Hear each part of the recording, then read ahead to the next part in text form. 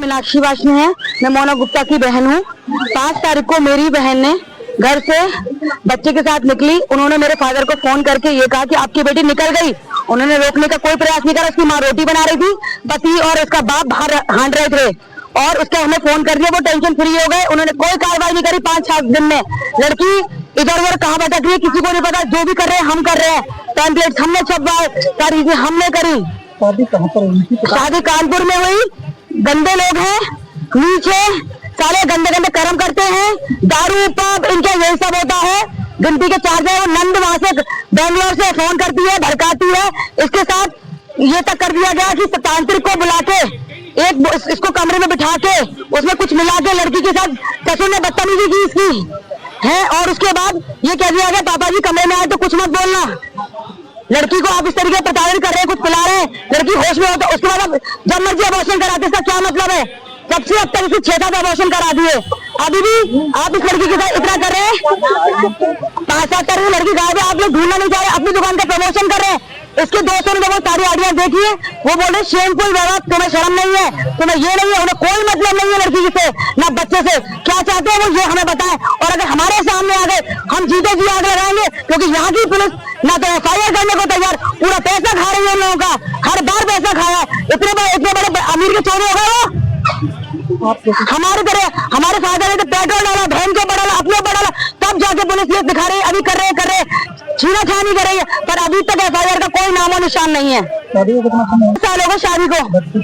एक बच्चा है, ये रहा बच्चा, ये देखो, ये रहा बेटा, जिनको शर्म नहीं है। अब हम लोधीवार सांसलीगढ़ अलीगढ़ में हैं और ये सब हमारे साथ घटनाएं हो रही है और हमारी कोई कार्रवाई की कोई पैरवी नहीं है। मांग भी रहती है, लड़की के साथ बदतमीजी चाहिए हमें। मेरे बाप को खुश रखेगी, मेरी माँ को खुश रखेगी तो मैं तुझे रखूंगा। ये माँ बाप को खुश करने के लिए गई है क्या? मनाया बेटी को सुलाता है, नहीं सुलाता, अलग कमरे में सोता है। वीडियोस भी हमारे पास, सब कुछ है इसके खिलाफ। अब तो हम इंसाफ चाहते हैं, उन सब कुछ चाहते कि जिंदा जला के आप लोग मार दो उन्हें। हम ये चाहते हैं। अब लगातार शादी के बाद से वो उनको परेशान कर रहे थे काफी। बीच में हमने मुकदमा भी लिखवाया, ठीक है। उसके बाद पुलिस में जाके पैसे ले आई, पैसे लेके आके उसने FIR लगा के काम खत्म कर दिया पुलिस ने। उसके बाद में लगातार प्रताड़ित कर रहे थे उसे। अभी 20 दिन पहले उसके ससुर ने उसके साथ गलत हरकत करी, ठीक है, जिसका उसने विरोध करा। विरोध के बाद वो 5 तारीख को अपने घर से जाकर लोकल थाने कानपुर गई।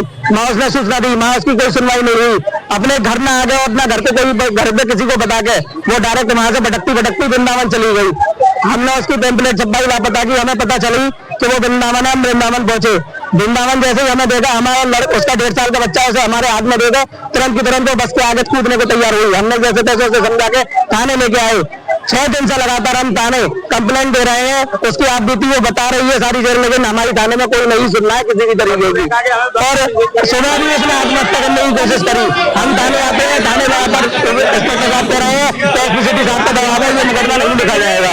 इसके लिए मजबूरन हमें आज जमीन पर बैठकर प्रदर्शन करना पड़ा शांतिपूर्वक। Rahul Vasne, Shastri gate Lodhiwar colony. खतरनाक घटना, इतनी दर्दनाक घटना जो हुई है वो वास्तव में जितनी निंदा की जाए उतनी थोड़ी है। ये बिटिया दिनेश गुप्ता जी की बेटी है, ट्रांसपोर्टर की, और इस बिटिया की शादी कानपुर हुई थी और आए दिन उसके साथ पिटाई, आए दिन उसकी पिटाई, निकाल देना घर से, ये इनका क्रम बन गया था। अब कई बार मीटिंग बैठी, कई बार सब लोग बैठे, लेकिन कोई असर नहीं उन लोगों के ऊपर। एक राक्षसी टाइप के लोग, राक्षसी प्रवृत्ति के लोग।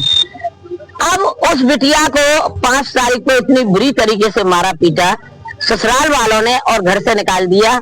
गोद में बच्चा लेकर के वो दर मारी हुई फिर एसपी साहब के पास गई, फिर महिला थाना पहुंच गई और उसके बाद में फिर उस लड़की को कोई कहीं से भी कोई राहत नहीं मिली। तब वो लड़की वृंदावन आई और उसने यही कहा कि मैं आत्महत्या करूंगी, अब लौट करके नहीं जाऊंगी, जहां से मेरी डोली उठी है वहां अब दोबारा नहीं जाऊंगी, चाहे मुझे मरना पड़े। तो उसने ट्रक के नीचे आने की कोशिश भी की और दिनेश गुप्ता जिसके बिटिया के पिता हैं, उन्होंने जगह जगह पोस्टर लगवा दिए, सब जगह लगवा दिए कानपुर में, वृंदावन में, मथुरा में, हर जगह लगवा दिए। अब किसी व्यक्ति ने पढ़ा, देखा कि ये वही लड़की है, उसने तुरंत उस नंबर पर कांटेक्ट किया और कांटेक्ट करने के बाद लगातार शादी के बाद से वो उनको परेशान कर रहे थे काफी। बीच में हमने मुकदमा भी लिखवाया, ठीक है।